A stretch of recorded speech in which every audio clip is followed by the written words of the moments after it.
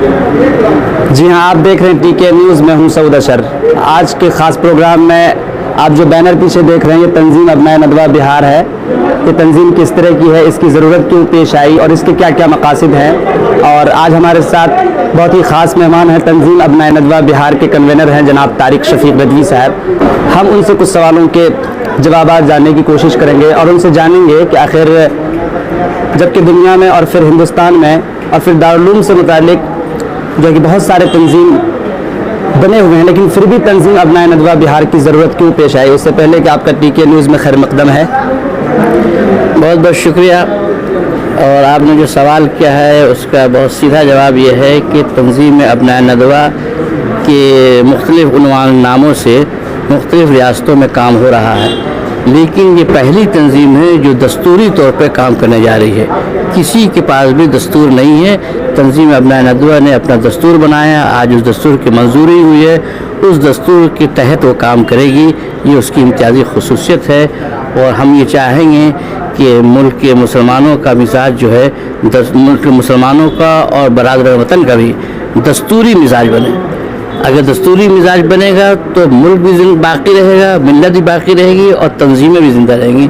इसलिए दस्तूरी एतबार से इसको बनाया। अच्छा, इस जो तंजीम है, मतलब इसके अगराज़ व मकासद क्या है? इसके अगराज़ व मकासद बहुत वाज़ेह है। बहुत पहले, आज से बहुत पहले जो है एक तहरीक उठी थी नदवतुल उलमा नाम करके, और उस तहरीक का जो इल्मी और फ़िक्री तर्जुमान है वो दारुल उलूम नदवतुल उलमा है, जो इस वक्त लखनऊ में है। तो हम लोग उसके औलाद हैं।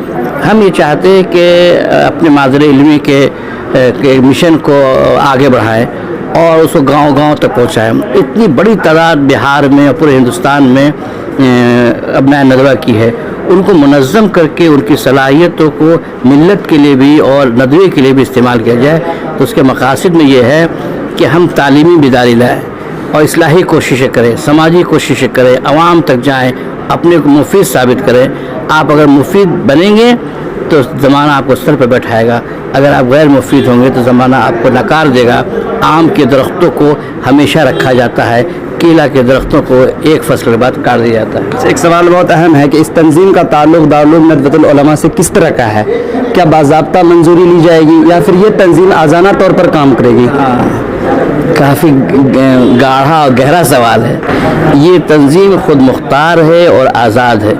उसका अपना दस्तूर है और अपने दस्तूर की रोशनी में अपने मिशन को आगे बढ़ाएगी।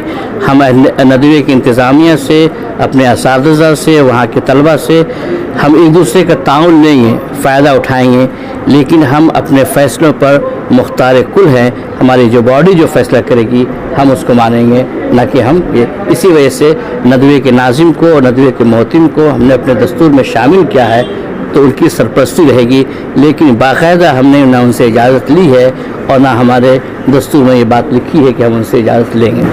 अक्सर जब भी मतलब जो होता ही है, कोई भी तंजीम बनती है तो बात आती है, बनती है, बिगड़ जाती है। तो एक सवाल है कि तंजीम का तरीक़ेकार क्या होगा? जमहूरी होगा या फिर क्या होगा, किस तरह से? तो देखिए, तंजीमें वही ज़िंदा रहेंगी जिसका निज़ाम जमहूरी होगा और शुराई होगा और इज्तिमाइयत के साथ काम करने में मिजाज होगा। ये जो ख़ास दौर है वो इनफरादी दौर नहीं है, इज्तिमाई दौर है। जो भी काम कीजिए सबको साथ लेकर चलिए। मोदी कहते हैं सबका साथ सबका विकास, मजाक करते हैं वो, लेकिन हम उनको ये बताएंगे कि इज्तिमाइयत के लिए कैसी कुर्बानियाँ दी जाती हैं। अगर कुर्बानी देने की नौबत आएगी तो कुर्बानी भी दी जाएगी और इज्तिमाइयत पैदा करने की, इज्तिमाइयत के लिए इत्तेहाद की कोशिशें होंगी और सब्र तहम्मुल से हम काम लेंगे।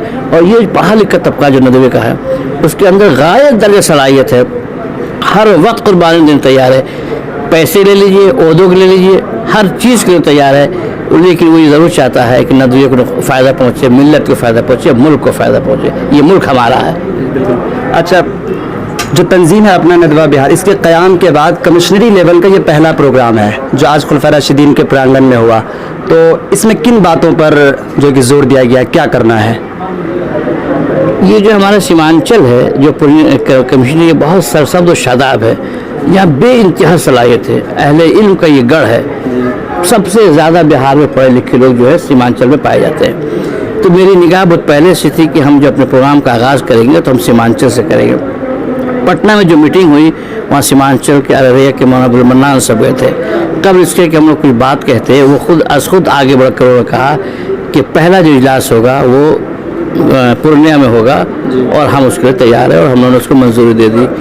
تو یہاں ہم لوگ آئے، یہاں آنے کے بعد ہم نے کیا کیا کہ ہمارے دستور سازی کی مزدوری کرائی اور پورنیہ کی تشکیل کرائی، اور جو ضمنی باتیں انتظامیہ سے متعلق ہوتی وہ ہم نے آزادانہ ماحول میں فجر سے لے کر کے 2 بجے تک کیا، اور اتنی آزادی ہمارے یہاں ہے کہ ہر شخص جب چاہے جس طرح چاہے بات کرے پوچھے، اس کی رائے کو نہ کاٹا جاتا ہے نہ اس کو بولنے کا موقع، پوری آزادی سے دیا جاتا ہے۔ اچھا، یہ تنظیم سیاست کو کس نظر سے دیکھتی ہے؟ کیا اس تنظیم کے جو ممبر ہوں گے وہ جو ایکٹیو پولیٹکس ہے اس میں حصہ لے سکیں گے یا کیا ہے؟